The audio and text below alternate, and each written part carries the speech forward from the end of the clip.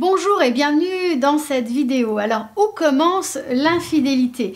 Dans cette vidéo, avec un nouveau format, je vais répondre très précisément à la question d'une personne qui a commenté sous une des vidéos et qui s'est adressée à moi avec sa question brûlante. Alors, je vais vous lire cette question, mais d'abord je vais me présenter. Je suis Myriam Bidot, coach et thérapeute de couple depuis 2009. J'exerce à Lyon dans mon cabinet et également à distance à travers mes accompagnements et mes programmes de coaching.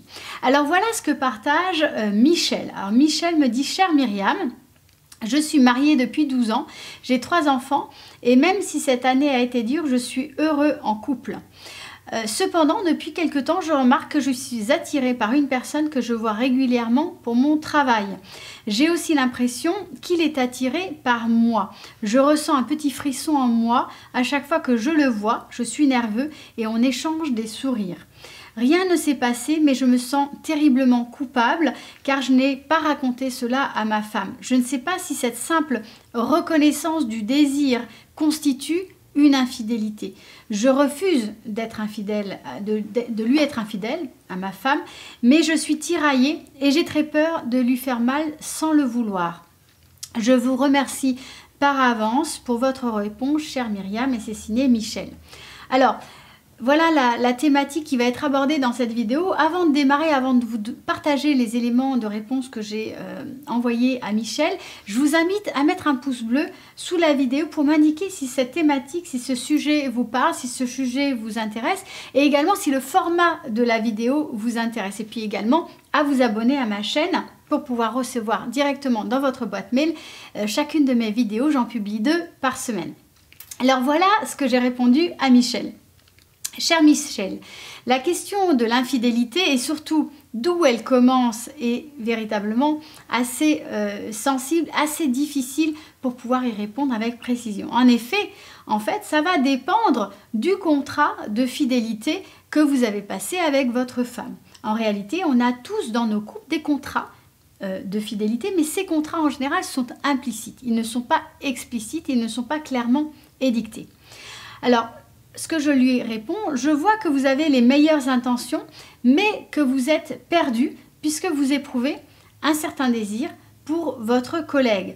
Et vous avez donc 2 possibilités. Soit vous réprimez votre désir, ce qui n'est pas nécessairement la meilleure chose à faire, soit vous en parlez à votre femme.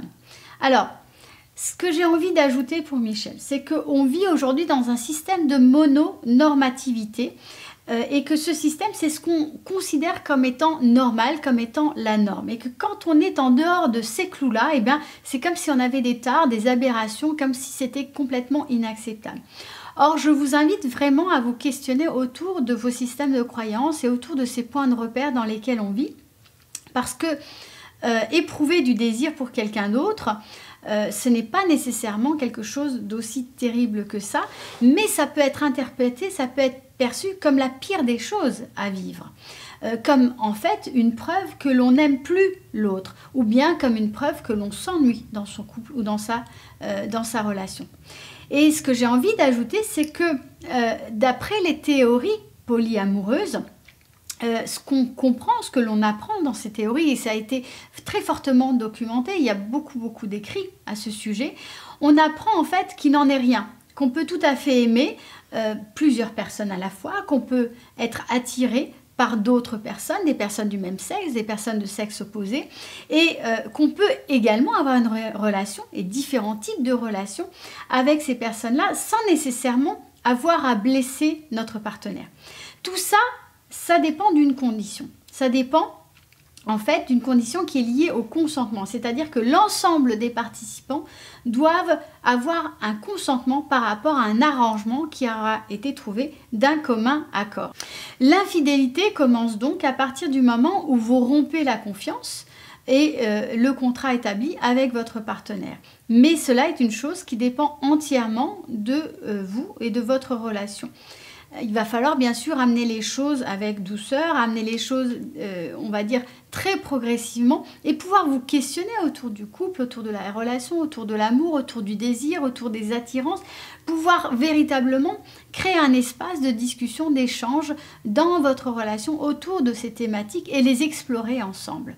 Je vous invite donc à faire le point sur ce que vous ressentez, en parler à votre femme, partagez là où vous en êtes, partagez votre processus, votre cheminement, mais l'invitez également à vous répondre et entendre ce qu'elle a à vous dire à ce sujet.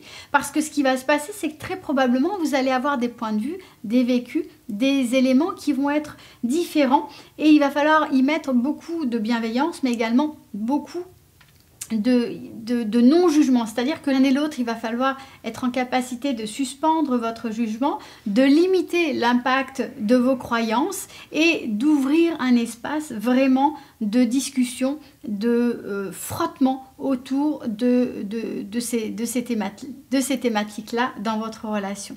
Je vous invite donc à faire le point sur ce que vous ressentez, à en parler à votre femme honnêtement et à cœur ouvert, en toute authenticité, mais également à mettre des éléments de rassurance et de créer de la confiance et de la sécurité dans votre relation.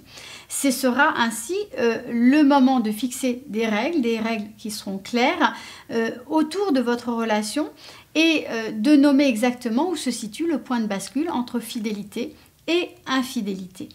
Bon courage Michel dans cette situation ardue à laquelle de nombreuses personnes font face. Vous n'êtes pas seul à vivre ce type de difficultés, ce type de questionnement. Je vous invite à vous documenter, je vous invite à en parler, je vous invite également à véritablement ouvrir le dialogue, comme je vous le disais, dans votre relation. Si vous avez aimé cette vidéo, mettez un pouce bleu juste en dessous et puis partagez-moi en commentaire votre expérience autour de cette problématique, autour de ce sujet. Posez-moi vos questions, je me ferai un plaisir de vous répondre directement en commentaire. Et puis pour aller plus loin, je vous invite à télécharger mon guide de communication en couple qui est offert et qui est juste en lien dans la description de cette vidéo. Je vous dis à très bientôt pour une prochaine vidéo.